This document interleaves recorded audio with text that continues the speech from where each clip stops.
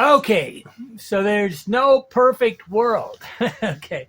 I had a question from Jim W, and I like it when people ask me questions because it gives me something to think about. Contrary to what you think, I don't really always like to talk about what I am talking about. I like to actually help the world become a better place. Okay, try to get this thing arranged. Okay, Jim asked. Okay, hi Andy, Jim W here in San Diego, California. Could you take a little? Can you talk a little about being content in your everyday life and how you get through a normal day on the road? Okay, I would say that being content is the only way you can travel the world on an endless journey because otherwise, you're always unhappy, searching for something better. Okay. And contentment is really a strange word. And I've had many people ask me about this question over the years. I'm going to move that up so my head. Sorry about looking at the bottom of the thing, but I can't really get this thing. Maybe I can move it all the way down. Would that work? Move it down and move it up. Nope, you're going to see more of the bottom of the bunk. Okay, whatever.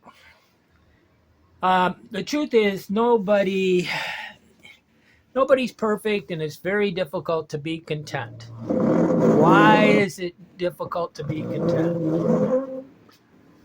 And I'm going to go through this because it's kind of an interesting word, and I remember this man asking me. He said they sit around at Thanksgiving dinner and they talked about what I was doing. Then the man wrote me a question directly on how to be content.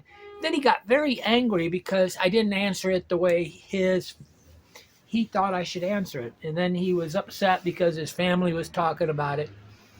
So it was kind of a soap opera when somebody first brought up the word contentment. Okay, I'm going to define what contentment is. Contentment is a state of peaceful satisfaction and gratitude marked by acceptance and fulfillment regardless of external circumstances. That is literally the definition of contentment. Peaceful satisfaction, gratitude, and marked by acceptance and fulfillment regardless of external circumstances. The only thing that's really valuable there is the external circumstances. All the rest is what I call platitude. That definition may explain the feelings, but has no explanations on how to achieve it. I enjoy calling this platitude talking. Some people talk virtuous, but they say nothing. I mean, this is often what a politician does, is they just talk virtuous. Obama said, I want change. And you're going, who gives a shit? What specific change do you want? But people like to hear platitude talking. And the difference here is if you're going to have a life of contentment, maybe something to do with happiness, you have to switch over from platitude talking to actual actions. Okay, words that change the world but make us sound good. They don't change the world. They're platitudes, and they don't do it.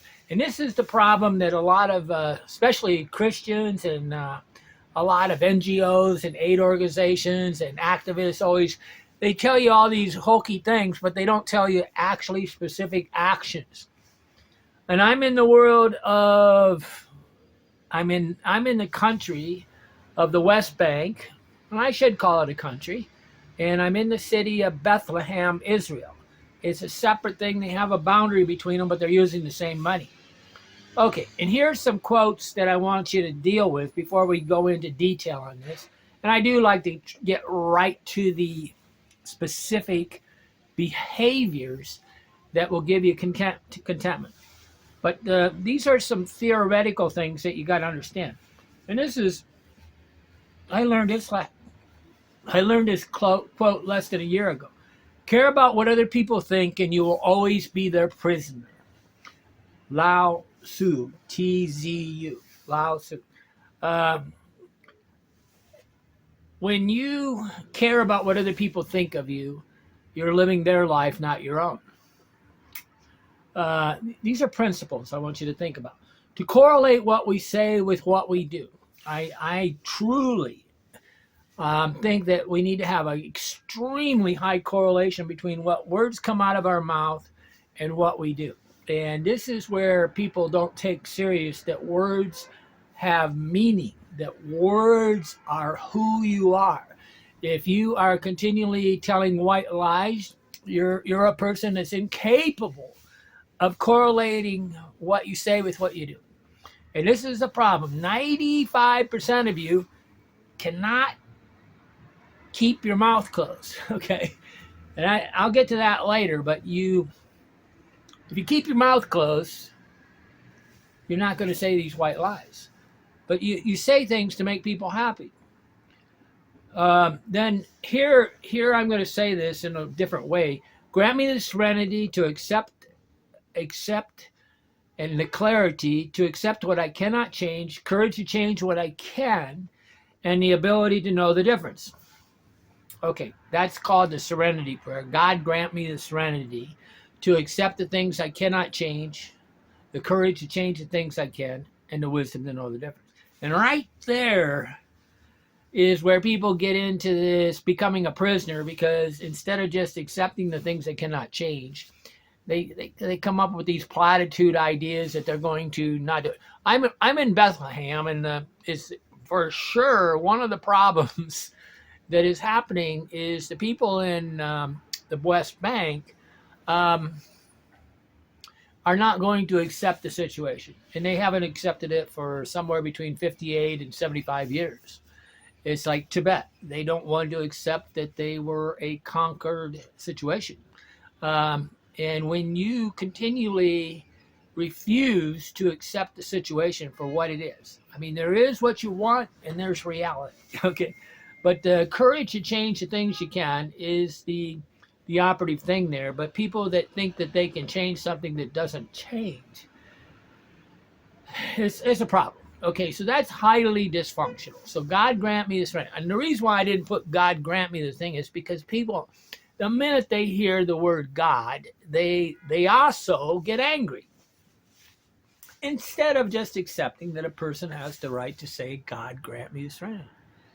And these are some of the reasons why people are not content, is because they're never, ever happy with what people say. Okay, so now I'm going to talk about, I got a really good thing at the bottom of this on how to be content. Okay, and I want to say there's actions and there's words you say. Words you say mean nothing. It's the actions, the words you said put into actions. So to be content, you have to take your words and make them actions. And because saying that you want to be content means nothing, okay? The actions of being that lead to contentment mean everything. Okay, how to be content? Do an action where I must focus on my intention on what I'm doing. Okay, so there's a free flow information. They want to say this: the unexamined life is not worth living, but the life where you're not thinking about it, no introspection, is contentment, because you're free flow. It's like when you spend about 5 hours and you go, where did all the time go? That is contentment. And so there are actions that will give you that. A lot of people sit on their butt, trying to watch TV, talking to themselves, and act like they're going to be content. They're not doing any actions. They're just having too much time to think. Okay, this is where I was getting at earlier. Number 2, say no a lot. If you want a correlation between what you say and what you do, you have to say no. And you don't just agree with things just to make people happy. It's very difficult for people because they feel a emotional pressure to agree with people. And this agreement is a lie. And so the correlation between what you say and what you do breaks down when you agree with a person when you really don't agree with them. So just say no. Greed, doing more than what you could. And this is where travelers always get themselves in trouble. I mean, not always, but continually, whatever. I had the French lady the other day trying to get me to walk up this mountain. I'm going, no, my knees will hurt tomorrow. But the feeling that I might miss out on it is greed. And this is where people cannot travel because every time they've ever went on a vacation, they spend 8 hours a day with a checklist of things they do, and they're never content. When they start traveling, they start doing the exact same thing, and they make a long list of everything they have to achieve in that day. Nobody really cares. Okay, that's the bottom line. You have to realize that the only person that really cares about what you see, what you do, is thing. And this is where I bring this into my everyday life. Okay, you want us to understand contentment. I'm content with just, sitting in my room watching a movie. I'm content with just writing something. I'm content with just talking to a few people. I don't have to increase the greed of what I do. Okay, and there's where people, it's covet, envy, jealousy. They want something more than they have, as if they could get more happy by doing more. That's not how it works. Okay, but I call it greed. But don't like guilt. Guilt is whenever you're around anybody that makes you feel guilty, you almost have to ghost them, erase them. If your friends are making you feel guilty, they're not really your friends. Okay, if they're trying to provoke you to think about what you're saying, that's okay. But when they're actually trying to make you feel guilty for what you said, and the next day you're supposed to like apologize because you misrepresented something. I mean, the media and everybody's like this constantly. They're canceling people. And I have no idea how somebody could cancel me. I'm not going to feel guilty just because you say something about me. I don't care. I'm not your prisoner. I don't care what you think. Okay, number 5, don't say what you're going to do. I gotta take a pause. This is the action of being content. People say what they're going to do and they don't do it, then people attack them. Okay. If you're going to say something, you have to say what you're going to do, and you got to do it. Okay. And this is very difficult because people want to act like they're not going to be weighed by their actions, and they're going to be weighed by their intentions. Okay. All you got to do is keep your mouth closed, and that makes it easier. Number 6, you have to assume that people are bad, evil, and they're going to attack you. Okay. And that's where a lot of, especially Christians, and a lot of people get really screwed up, is they want to look at the good in everybody, and they don't want to accept the reality. Just assume that they're bad, and it's a bonus when they do good. That's how I look at life. That's how I'm happy with everybody around me. I assume they're going to cheat me. I assume they're going to lie to me. I assume they're going to do many things. And when they do better, I'm happy. But if I assume that they're going to do good and they do bad, I'm always discontent. The opposite of contentment is discontent. FOMO is fear of missing out. A lot of people have this radically, and I think Facebook, Instagram, X, all these different organizations are always trying to hook you into the idea that you're going to miss out on something. I will tell you something funny. This man said that I blocked his telephone number, which I do. I block a lot of telephone numbers. A lot of people text message me and say, "How are you doing?" I have no idea who they are, and it's just simpler if I just block them instead of trying to go into great detail. Sometimes I write back and say, "Please reply who you are," and then we can get it. But these girls, a lot of girls and a lot of men in Ghana and Nigeria are trying to hook me into conversations that are silly. So I just block everybody. But I could say fear of missing out, and that I have to follow up on this confusion. And confusion is the opposite of contentment. I consider confusion evil.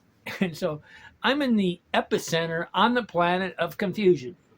There's a fight between the Jewish, the Christian, and the Muslims here in Israel. And guess what? They all are in denial that they're angry or confused. First way to solve a problem is to accept that you have a problem.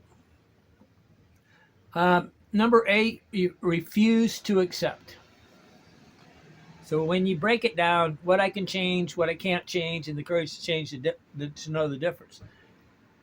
When it's obvious that you cannot change it, if you're not capable of separating what you can change from what you cannot change, you're going to always have problems. And some people, they're really not capable. Number 9, you don't pray for wants. Okay, when somebody prays for the good things to happen, that's the opposite of being content. You're setting yourself up for anger. Don't pray for wants. Pray for things. At the bottom of this thing, I got 21 points that is really pretty, said better than I say it. Don't expect people to save you, especially God. I want you to say that again. Don't expect anybody to save you, especially God, because when you are let down by an omnipotent power, you get angry. Instead, you have to pray that he or she does what they think is best. Number 11, making excuses. People that tell me excuses on reality for why reality is not the way it is, they're not content. Okay, empathy. This is a hard one because you somehow have to learn to put yourself into the shoes of the other person and try to think what they would really like to hear. Number 13, have manners. I think that 90% of the people have never been taught manners. They have never suffered the consequences of not having manners. Like when this man wrote me and he didn't tell me and I blocked him on the thing, he didn't understand empathy or manners, and therefore I blocked him, so he suffered the consequences. And I don't really care, okay, because I'm not going to be a prisoner to thinking about confusion, okay, because confusion, once you put me in a confused state, I disappear. I leave you. Okay, number 14, make the world a better place, but don't think that making money makes the world a better place. Make the world a better place. Okay, what do discontented people do? They covet, they envy, they're jealous, they search for anger. Searching for anger is the big one in the planet right now. But the coveting is more complicated. But envy and jealous are kind of related, but there's people that want to be you, okay? And you're never going to be happy if you want to be somebody else. If you're sitting there trying to live the life of, I don't know, Oprah Winfrey or somebody like that, or what's her name, Jolene, you're never going to be happy. Envy, coveting, jealousy, and search for anger. I want to be you. It's about envying everything, someone's entire existence or identity. I want you to have is envying or coveting the possessions of that person. These are things that people do that are not content. Okay, now here is where the 22 things, and these are actionable things, okay? These are statements. And you can find this if you get into my description, there's a database of philosophy things. And it's going to be something like 22 behaviors, okay? And then you can read this, okay?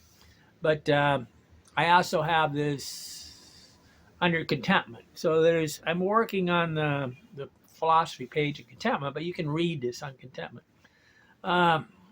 Number 1, compliment. These are actions that will make you content. Because if you do these things, you will be happy with who you are, and you're not going to be thinking or second guessing yourself. You're going to actually be proud of who you are, and that monkey on your back of discontent is going to leave you. Compliment 3 people daily. Just get good at being naturally a nice person. Watch your sunrise. Watch your sunset. Be the first to say hello. 3. And I push this all the time. If you want the world to be a better place, if you're a Christian and you don't say hello to people first thing when somebody comes into the room, and you're not always the first person, I don't consider you a Christian. I consider you something, something else. To me, do unto others as you'd have them do unto you is that people like it when people say hello to each other. Number 4, which is the art of really being happy, live within your means. A lot of people spend more money than they have. I am constantly right now, and I don't have quite enough money. I have about, let's see, 655 plus 187. So about $800. It's not enough to live in the United States. So therefore, I can make a bunch of excuses. I could blame myself. I could do all these things instead of trying to live within my means, which is the solution. It's not it's not trying to work harder. It's not doing anything like that. It's just living beneath your means. Number 5, treat everyone as you want to be treated. Have to love thy neighbor as thyself, right? Uh, Number 6, never give up. Never give up on anybody. And I truly think this is important. You never give up on anybody, but you don't sit around and talk to them trying to prod them to change. You just keep waiting until they change. Okay. Uh, Pray for things, but pray not for things. Oh, wait a minute. I missed some. Number 7, forget the Joneses. That means don't covet, don't envy, don't be jealous. Hard to do, right? When everybody's trying to get you to be jealous, they're trying to get you to buy all that stuff so that you can prove that you're better than somebody. They try to get you to go to university so that you can be a better something than another person, right? There's always this superiority complex. Treat everybody equally. Forget the Joneses. Remember someone's name. And I do this all the time. Like right now, I've been writing down names, Yusuf and Muhammad, and different names of people that I meet here. I think I met Marilyn at the coffee shop, and I write them down. I take out my phone. I have this Google Keep thing, and I write them down. If I don't have that, I have a piece of paper. I write them down. If you don't remember people's names, it's hard to be content with yourself because you really don't care about yourself or them. Contentment is caring about yourself. Okay, remember some of the names. Pray not for things, but for the wisdom and the courage. And right there is where people get themselves totally screwed up. They pray for wants instead of just courage and wisdom, right? And they're continually let down. And they don't even want to blame it on the fact that they prayed for a want. And they want to blame it on God. They want to blame it on everybody. They come up with a million excuses why God let them down. And they're angry at God. Okay. Be tough-minded but tender-hearted. Say what you're going to say what you're going to do, and do it. But be tender. Don't say it with meanness. Say what you mean, but don't say it mean. Be kinder than you have to be. Number 11. Number 22. Don't forget that a person's greatest emotional need is to be appreciated. And that is where good manners come into it. Thank you. Hello. How are you? I appreciate talking to you. Life is good. When a person cannot smile, I don't know what to say. Smile is the outward signal that they are in some ways happy or content. People that never smile worry me. Number 13, keep your promises. This is when I said before, say what you're going to do and do it. But the first promise you make is to yourself. Number 14, learn to show cheerfulness when you don't feel it. Okay, learn how to smile when you don't feel like smiling. And that, some people feel like this is some sort of, you owe it to yourself. You don't owe it to them. You owe it to yourself to be a good person. If you're only business transaction, you're never going to be content. You're being happy because the act of being happy makes you happy. Number 16. Okay, remember that overnight success usually takes 15 years. That's a good one. 16, leave everything better than you found it. That means when you leave a room, you clean it up. Just clean a little bit better than when you left it. That's kind of a carpenter's way of doing something. They always carry something with them both ways.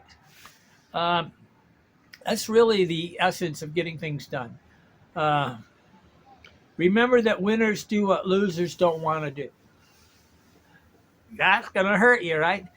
People want the easier, softer way, and they really just have to get up and work all day. They got to do what they got to do all day. You don't try to over anticipate, under anticipate. You just putting in your time and you do the best you can. Don't rain on other people's parades. That means don't insult them. Number 20, don't waste an opportunity to tell someone you love them. Number 21, keep some things to yourself and don't promote havoc by backstabbing people you love. Okay, these are all actions. So the art of being contentment is basically separating things that you can change from things you can't, only working on the things you can change. The things you got to accept, you just accept them. You don't pray for things that you can't get. Okay, don't pray for. I mean, the biggest reason why people are unhappy is because of, in a way, to me, the Bible and God and churches, because they're always trying to get you to pray for something that's not going to happen. And this is like masturbation, okay? And you got to live in reality, and you got to love reality, and you got to basically never want more than what you have. But people that constantly think that there's something better on the other side of the fence are never going to be content. And there's a lot of sayings which are, I look to say what I'm going to do and do it, and I get accomplishable goals. Okay, every day I create goals that I can accomplish, and I'm lucky if I can do 3. Okay, and I write them down on a piece of paper often, and then I do them. But a lot of times I have none because I'm very content being just what I am. When you want to show what you have to another person, you're not content. Okay, content people don't need to show what they have to another person as if to prove that somehow they're smarter than them. That is not content. Contentment is all of us are in this together.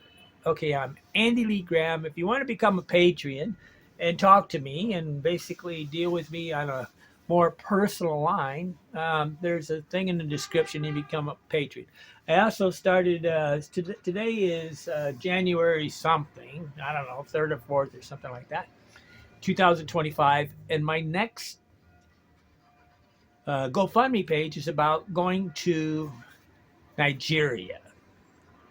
And some people make a decision to feel what they're going to feel about going to a place before they actually experience it. Wait, live one day at a time. Okay, I'm Andy Lee Graham. I'm here and you're not. Why not? Because contentment and happiness is the way I travel.